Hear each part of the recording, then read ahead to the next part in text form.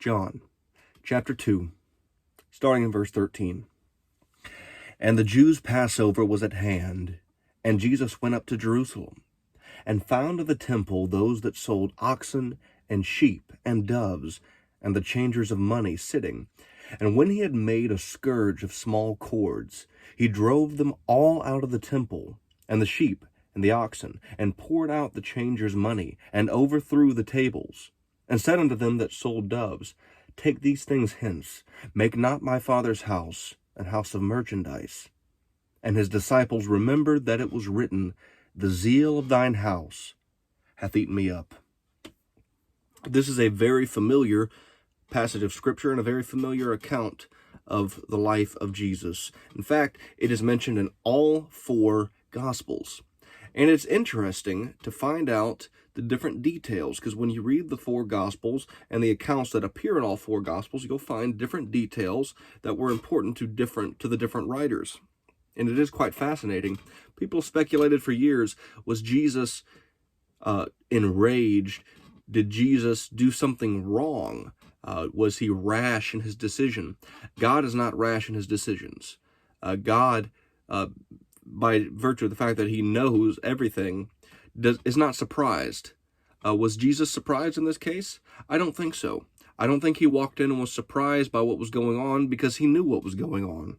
I don't think he was affected by our human emotions in this particular case, in that he was enraged by things that were going on and blindly lashed out.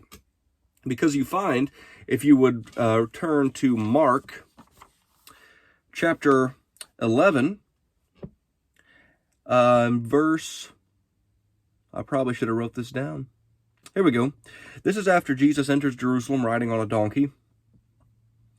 And in Mark chapter 11, verse 11, And Jesus entered into Jerusalem, and into the temple, and when he had looked round about upon all things, and now the eventide was come, he went out into Bethany with the 12. This is the day before he throws the people out of the temple. But in between this is the parable of the fig tree.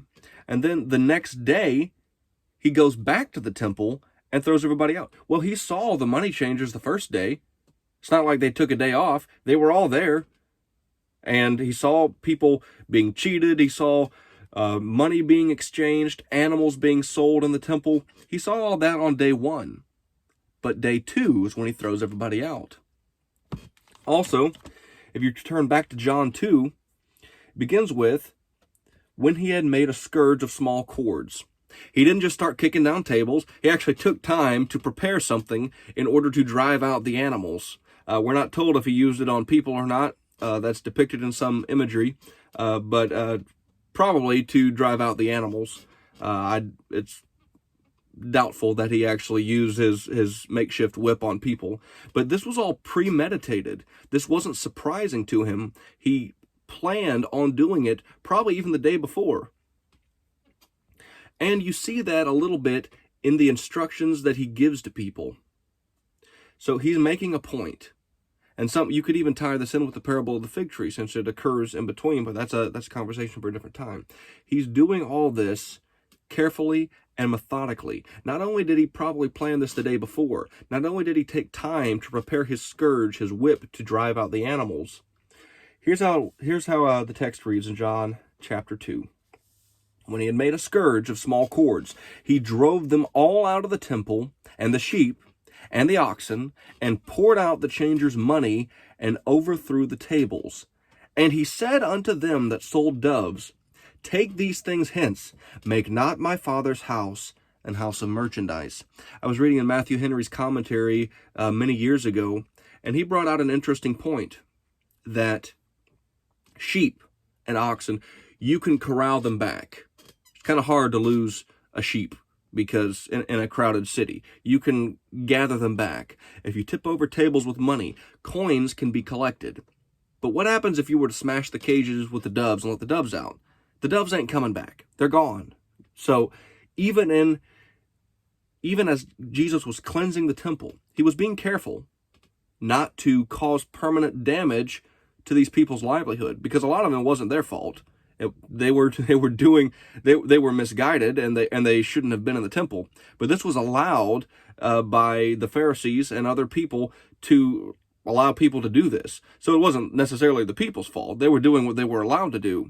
And so Jesus is very carefully going down the list, drives out the animals. You can get them back. Knocks over the money to make that show of this is not for merchandise. This is not for cheating people. This is not for making a profit. But then tells the owners of the doves, you guys take these out of here. He didn't knock over those cages. In all of these, this was a premeditated thing that he did to show his disciples, to show the people around us, that my house shall be called a house of prayer.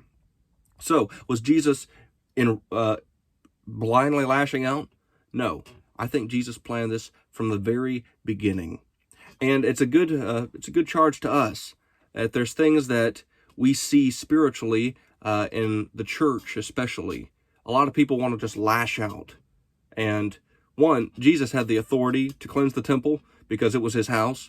And if somebody was in my house and I didn't want them there and they were doing something that I didn't approve of, I'd kick them out of my house. So Jesus had the authority to do that. For us, the application for us, you can take a cue from Jesus and not act rashly, not act in blind anger. Think about it and think about what God would have you do to rectify the situation. I'm not being ultra specific because every case is different, and our responsibilities in church and in leadership are different. It's always good to cover things like this in prayer and to not act as if we have the authority to cleanse God's temple whenever our own temple, which is also God's temple, has things that need to be in order as well. These things need to be treated with care. They need to be treated with cool heads. They need to be treated as Jesus would treat them.